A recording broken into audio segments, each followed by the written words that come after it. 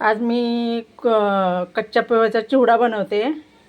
2 kilo कच्चे पोहे भाजून घेतलेत, खोबरं भाजून घेतले, कांदा तळून घेतला. आता याच्यामध्ये कढीपत्ता, मिरची, डाळवं आणि शेंगदाणे टाकलेत. हे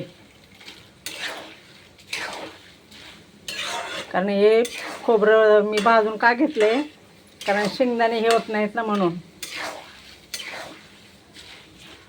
आता झालंय ते. आणि लसणाचं मीठ वाटून घेतलं इथं. आता खोबरं याच्यामध्ये टाकलं की मग कांदा नंतर टाकून द्यायचा, मग हळद टाकायची. हा मसाला पूर्ण तयार करून घेतल्याच्यानंतर आता हे लसूण आणि मीठ वाटलेलं आहे. का बरं टाकलं नंतर, कारण ते मग कुरकुरीत होणार नाहीत शेंगदाणे, डाळ बी कुरकुरीत होणार नाही, ते पण होणार नाही. त्याच्यामुळं आता हे पूर्ण हे होत आलं. आता ते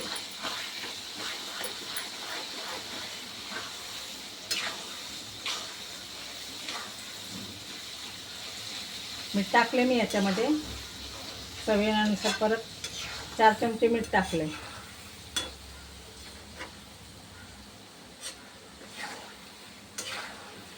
$200 ग्राम डाळवं, 1/2 किलो शेंगदाणे, 5-6 कांदे. मस्त झाले आता एकदम.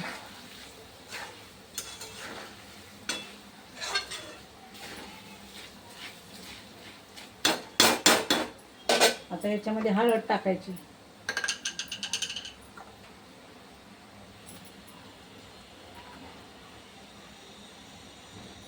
2 चमचे टाकले. हळद चांगली आहे त्यामुळे तेवढी बस झाली.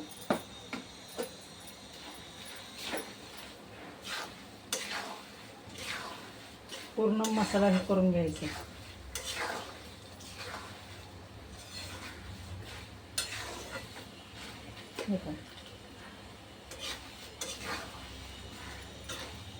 आता हा जो कांदा आहे मी तळलेला त्याच्यामध्ये टाकून द्यायचा.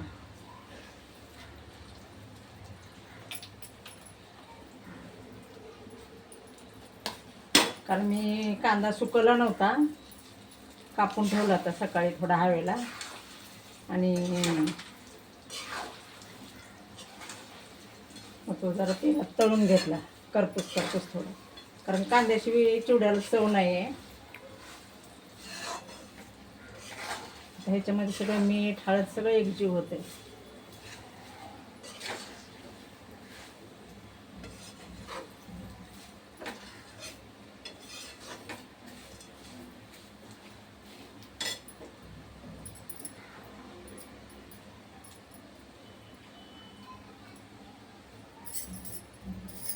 ते भाजून जे खोबरं घेतलं होतं ते पण टाकायचं. परत थोडंसं हे करून घ्यायचं, हलवून घ्यायचं.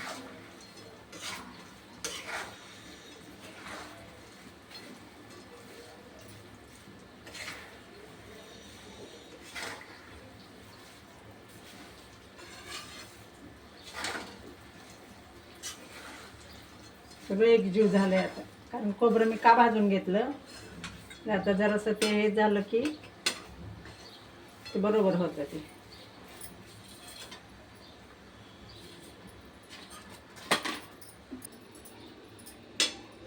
आता हे जे तळलेला सगळा मसाला आहे तो याच्यामध्ये द्यायचा टाकून.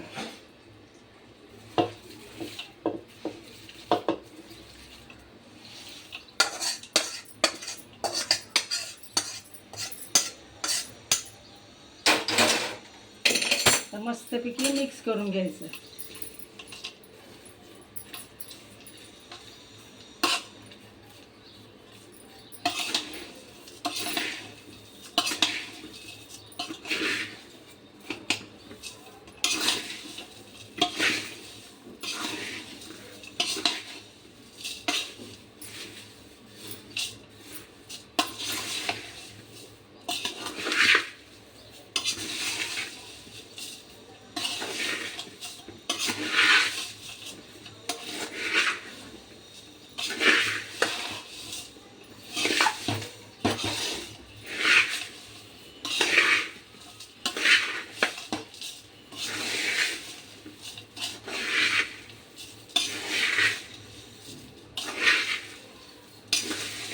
कारण तेलात तळून घेतले ना, मग ते जरा जास्त तेलकट होते ना. मग पोहे भाजून घेतले, कुसकुशीत राहते एकदम. आणि तेल पण आपल्याला जास्त खायचं नसल्यामुळे त्या प्रकारे करायचा चिवडा.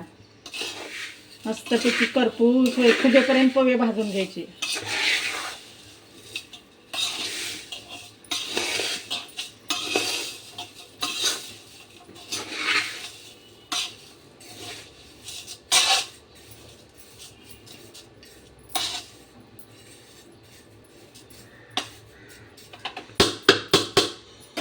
हा 2 किलोचा चिवडा आहे.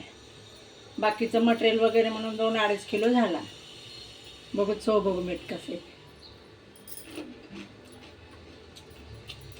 मस्त झालाय. व्हिडिओ आवडल्यास लाईक कमेंट करा.